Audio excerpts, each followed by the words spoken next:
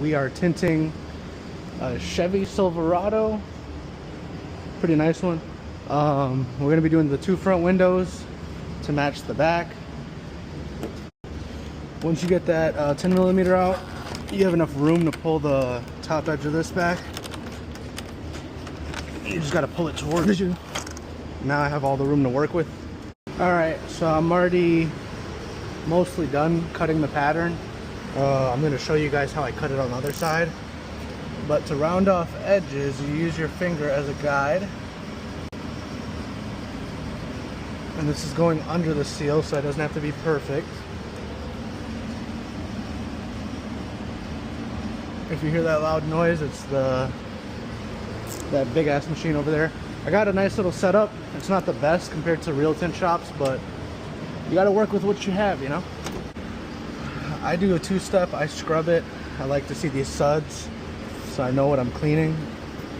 Try to get below the seal because that'll drag stuff up. And then before I scrape everything, I use my long razor and I swipe it down the side where my 1-inch razor won't reach, just to try to get extra contaminants out the way. And as you can tell, it's really dirty. It's satisfying to see when you clean the glass because you can see the clean part, the dirty part, and it kind of goes with you. All this is on the outside. This car did have some scratches on the glass on the outside, so it'll be more visible once you actually install tint, because now there's a color. It's not just straight transparent. Alright, now we clean the top. This dirt that's just sitting up here can run down and cause speckles everywhere. You're still going to get like contamination in the tint job no matter what, but to try to avoid as much of it as possible. Let's clean it. Let's try to get this installed back on because it's going to be blowing dust everywhere, and that's what we do not want. As you can see, the glass is already looking clean. So now, dirt towards the bottom. Spray it. Angle all the dirt to go down. And what you want to try to do is avoid the top edge so nothing falls down. And spray everything. Rolled it up. Now all we have is this 2 inches of film left to lay down. And we move to the driver's side. Cool. I really love this stuff. This is satisfying. If you have OCD and you don't know what to do with your life, look in window tinting. Detailing is just way too $2 to get started with this. Because everybody knows somebody that needs their car to get tinted. Cool. My handy dandy torch. That's how 20% looks. If you could tell, matches. Now it's an amazing setup with these lights. I figured out the method. I had a really big roll of film, so what I'm going to do is cut off all this excess that's not needed. And be very careful because this film. Alright, now that the excess is off, I have it tacked. Make sure you have at least about 1 inch to 1/2 inch below the seal.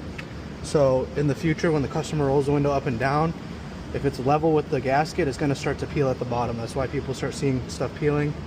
Just don't do that. Don't be that guy. So you get a perfect cut. Boom. Remember, pull away, because if you pull towards it, it's going to rip into your pattern. I don't need it to mess with my top edge cut. The edge is over here. Yeah, it's kind of odd. So, angle it in there, follow it through, keep the film flat so you get a perfect corner, and go as far as it lets you push your blade. It's starting to give resistance, so right there is where I'm going to stop.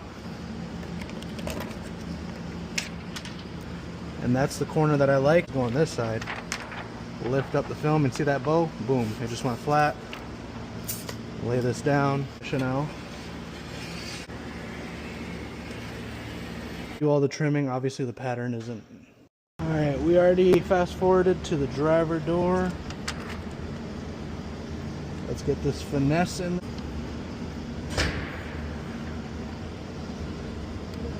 Alright, let's get this sucker. Remember, finesse, finesse, right there, boom. Slide it in, that's what she said. Right there. Let's go. And then, yeah, I'm gonna show you guys the finishing result once we get outside. And just like that, that's it. Now the front matches the back. That's how you tint. Let's go.